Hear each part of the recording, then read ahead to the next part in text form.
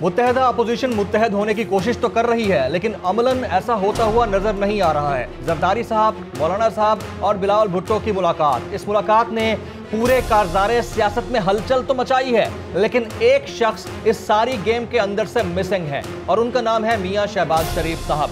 अब ये वही मियां शहबाज शरीफ साहब हैं जिनके हवाले से शेख रशीद साहब ने एक बड़ा बयान दिया है। शेख साहब कहते हैं कि मियां शहबाज शरीफ साहब उनकी टीम के ही खिलाड़ी हैं और वो जब चाहेंगे, जिस तरह से चाहेंगे, उनसे जो कहेंगे वो वैसा ही करेंगे। ये बहुत बड़ा स्टेटमेंट है। ये ऐसा स्टेटमेंट है कि एक खिलाड़ी अपनी टीम के अंदर बैठकर दूसरे खिलाड़ी के हवाले से कह रहा है कि वो तो हमारा खिलाड़ी है। इस हवाले से अब पाकिस्तान मुस्लिम लीग नवाज को भी चीजों को क्लियर करना होगा।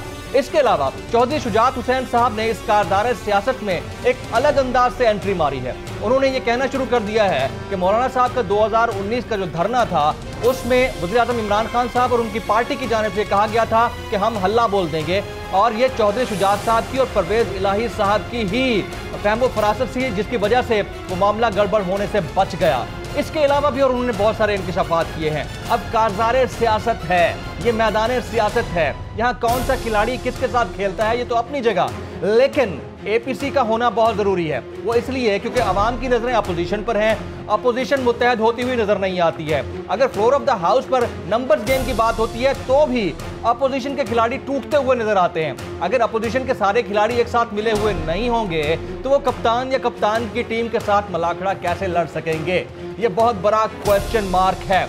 नेक्स्ट एपीसी कब होगी? लीडरशिप का फुकदान है, उसको लीड कौन करेगा? शहबाज शरीफ साहब तकिया लेकर बैठे हुए हैं कि वो लीड करेंगे। बिलावल भुट्टो जरदारी साहब एक्टिव ऐसे हुए हैं जैसे लगता है कि वो लीड करेंगे। मौलाना फजल रहमान साहब 2019 में पहले ही लीड कर चुके हैं और उसका शाखाना देख चुके हैं कि कोई भी उनके साथ खड़ा नहीं हुआ था। तो जब बिखरी हुई अपोजिशन खुद मुत्तहद होने में इतना लैक कर रही है तो मामलात किस तरफ जाएंगे?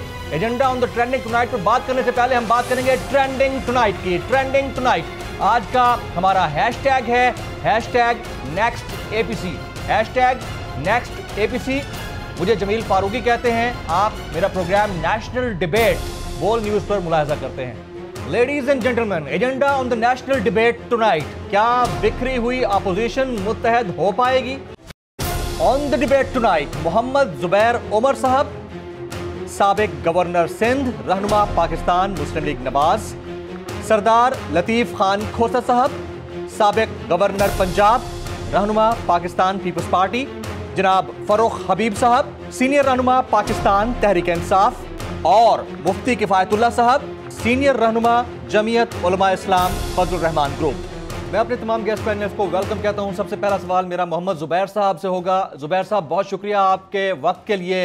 इलेक्शन से पहले झाड़ू फिर जाएगी और दूसरी टीम का अहम बंदा हमारे साथ मिला हुआ है।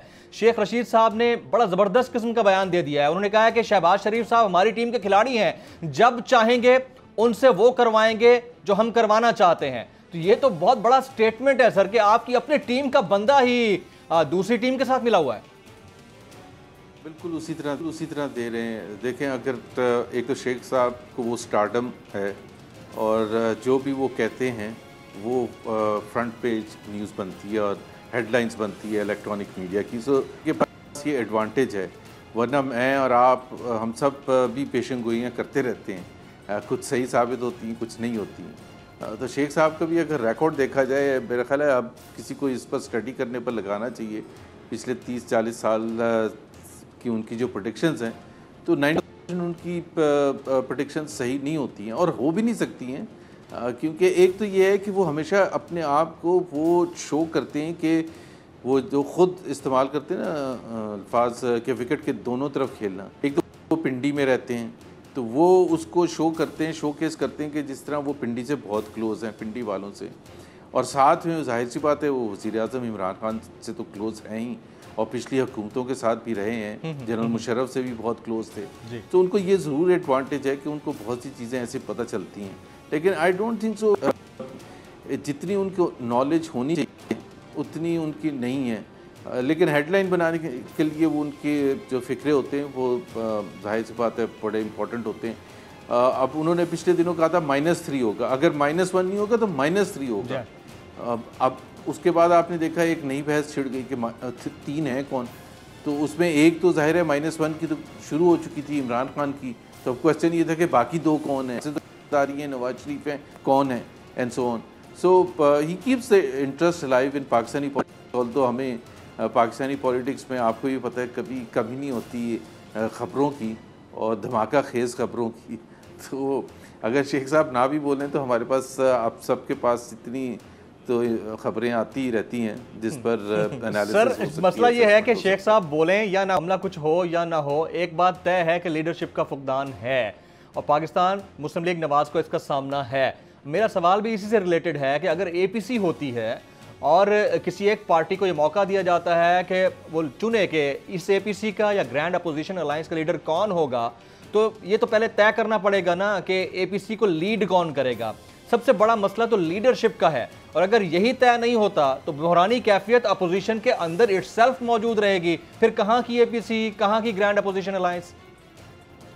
नहीं, मेरा नहीं ख्याल है लीडरशिप की लड़ाई है ये। कोई वो PNA की मूवमेंट 70s की तो है नहीं कि जिसमें ये असल झगड़ा था कि ये अगर PNA जीत जाएगी पीपल्स पार्टी के ख़िलाफ़ तो वज़ीर आज़म कौन होगा। बिकॉज पार्टीज़ थी और कोई भी ऐसी तकड़ी पार्टी नहीं थी उसमें जो कि डिफ़ाइन किया जा सकता था कि जी ये सबसे ज़्यादा सीटें लेके आएगी और नेचुरल होगा। इस वक्त तो मेरा ख्याल है कोई दो राय नहीं है पूरे पाकिस्तान में। इवन अगर आप PTI वालों से भी पूछें कि सबसे बड़ी अपोजिशन जमात कौन सी है तो वो PMLN ही है। और सारा खेल आपको पता है कि पंजाब में ही होता है और पंजाब में 2018 का जो इलेक्शन था और उसमें बावजूद इसके कि इतना हमारे नज़र में धांधली हुई, उससे पहले तोड़ फोड़ की गई, सब कुछ वो किया गया टू इंश्योर कि PMLN किसी तरह से ना जीते। लेकिन अगर फिर भी जो वोट्स काउंट हुए और डिक्लेयर हुए उसमें भी PMLN नंबर 1 था, नंबर ऑफ सीट्स भी PTI से ज़्यादा थी। तो इसमें तो कोई शक नहीं, उससे ज़्यादा ही अच्छी पोजीशन है। लेकिन देयरफॉर हमारे लिए ये कोई पॉइंट नहीं होता PMLN के लिए कि जी हम सरप्राइज करेंगे तो हम APC में शामिल होंगे। That's never an issue for us because जब इलेक्टोरल पॉलिटिक्स का वक्त होगा तो PMLN will go it's on way. आप ज़रूर सीट एडजस्टमेंट्स वगैरह करते हैं लेकिन कोई कोalition के तौर पर तो नहीं हम पीपल्स पार्टी के साथ लड़ेंगे या JUIF के साथ या किसी और के साथ। सो हमें इससे हमारा कोई ईगो नहीं है कि उस APC को कौन होस्ट करता है और कौन surprise. Be delighted to host it और हम शिरकत भी करेंगे, भरपूर अंदाज में शिरकत करेंगे।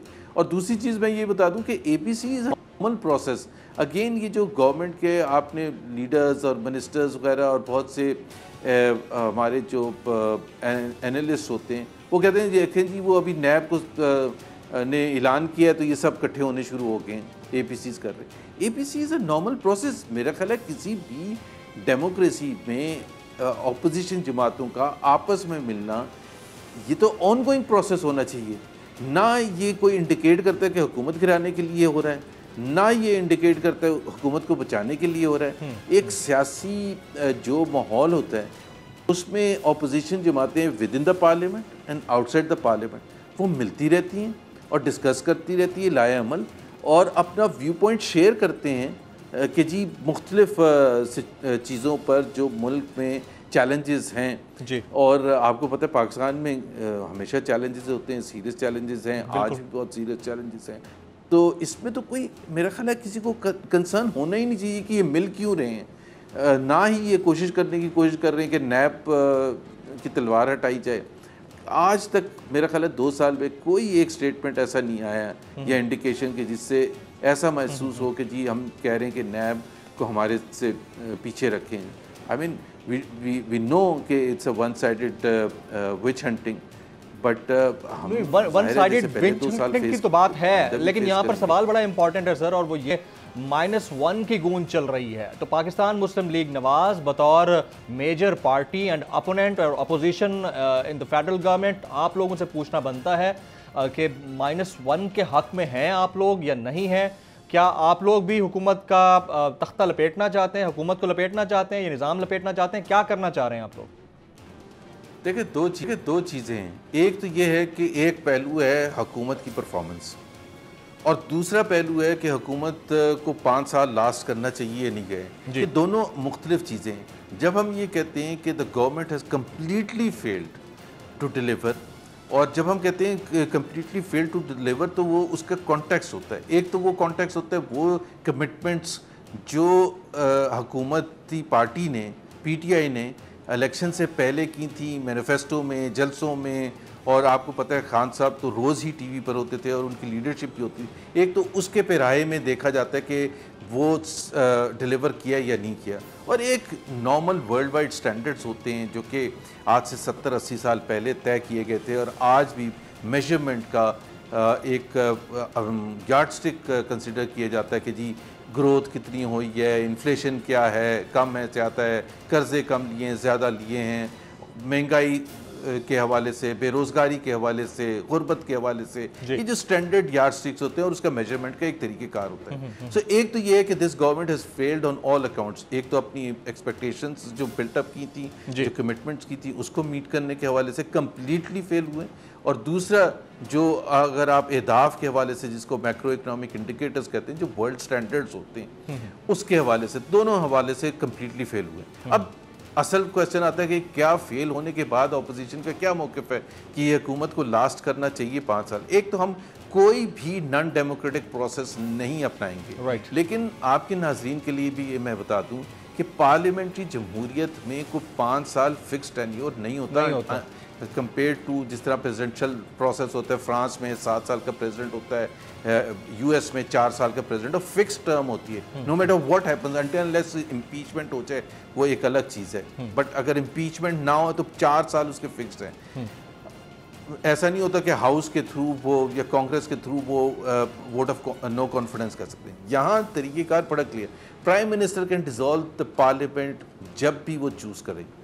दूसरा ऑप्शन ये है कि ऑपोजिशन नो कॉन्फिडेंस मोशन ला सकती है, ये बिल्कुल लेजिटिमेट तरीके हैं। हम तीसरा तरीका जो पाकिस्तान में बहुत दफ़ा होता रहा है कि जी जलसों के वो तोड़ फोड़ और हंगामा आराई के थ्रू ये सब करने की कोशिश की जाए और हुकूमत पर दबाव। 2 साल में आप एग्री करेंगे कि ऑपोजिशन ने पाकिस्तान की सियासी तारीख में सन 50 से लेकर आज तक इससे ज़्यादा क्लीन किस्म की ऑपोजिशन नहीं की। भरपूर ऑपोजिशन की है, पार्लियामेंट के अंदर, पार्लियामेंट के बाहर, चाहे टॉक शोज़ हों, प्रेस कॉन्फ्रेंसेस हों, रैलीज़ हों, जलसे हों, जो भी हमें फोरम मिला है, इकनॉमिक फोरम हमने किया है, आर्टिकल्स के थ्रू अखबारात में एंड सो ऑन, वो हम आवाम तक अपनी बात ज़रूर पहुँचाने की कोशिश करते हैं और कंटिन्यूस प्रोसेस है। हम नहीं समझते कि ये 5 साल लास्ट करेगी, क्योंकि 2 साल इज़ एन इनफ इंडिकेटर कि अगर 2 साल डिलीवर नहीं किया, और आपने ये तो आप एग्री करते ना कि आपने अंदर की आवाज़ें सुनी है कि प्राइम मिनिस्टर ने 6 महीने दे दिए, कभी फवाद चौधरी बताते हैं, अभी कल भी आया था कि जी माई वे और हाईवे हेडलाइन भी एक अखबार में लगी थी प्राइम मिनिस्टर की तरफ से। वो तो प्राइम मिनिस्टर भी एग्री करते हैं कि जी ये एक मेजर इम्प्रूवमेंट आने की ज़रूरत है। तो अगर इम्प्रूवमेंट नहीं आती तो फिर हुकूमत के पास ऑप्शंस क्या हैं? ऐसे घसीट के करना है? क्या अपनी लेगेसी ये छोड़नी है 5 साल के बाद कि जहाँ से आपको पाकिस्तान मिला था और जहाँ आप छोड़ के जा रहे हैं, तो कुछ तो ब्रॉड पैरामीटर्स डिफाइंड। और मैं आपको सिर्फ ये बता दूं एक आधा मिनट लेके कि 2013 के इलेक्शन से पहले और उसके फ़ौरन बाद हमने कहा था कि बाकी चीज़ें तो होती हैं, मईशत होती है, फॉरेन पॉलिसी, गवर्नेंस वगैरह, लेकिन 2 ऐसे चीज़ें क्या हैं कि 2018 में जब हम चाबियों का कुंजी पकड़ाएंगे, हुकूमत जो भी केयर टेकर आएगी, तो हम पीछे मुड़ के देखेंगे क्या हमने पाकिस्तान को फंडामेंटली 2-3 चीज़ों में चेंज किया ही नहीं। एक बिजली थी और एक दहशतगर्दी थी जी। और 2018 में ये दोनों मौजूद बहस नहीं थी किसी एक जलसे में, किसी एक टीवी इंटरव्यू में, ना इमरान खान ने ना किसी और ने इसका जिक्र किया था। And that was the success story कि जी हमने ये डिलीवर कर दिया। चाहे वो कराची के अमन के हवाले से थे, वो माने या ना माने, हमारे आने से पहले तबाही थी पाकिस्तान में पूरे। अब वो कहते हैं कि जी वो तो उसने किया था और इसने किया था, तो हम कहते हैं जो उसने और इसने अगर करना था तो 2007 में कर लेते, 10 में कर लेते, 11 में कर लेते। अब GHU के अंदर घुस के अटैक करने से कुछ बचा था, या यहाँ नेवल बेस में जहाज जाके तबाह करती है, और गिरजाघरों में, मस्जिदों में, इमाम बारगाहों में, यूनिवर्सिटीज़ में, शॉपिंग मॉल्स में। अब क्या कुछ नहीं हो रहा था। अभी जो ये सारी अली जैदी वर्सेस ये सारा स्टोरी आ रही है, उससे एक रिमाइंडर भी आ गया कि कराची था क्या 2013 से पहले, और क्या 2013 के बाद के ऑपरेशन से क्या चेंज हुआ। तो मेरा ख्याल है वो एक PTI has to set some major standards, challenges for itself कि ये हम करने क्या आए हैं। इन्होंने तो पूरा पाकिस्तान को चेंज करना। सब्सक्राइब करें और बेल दबाएं ताकि कोई खबर रह न जाए।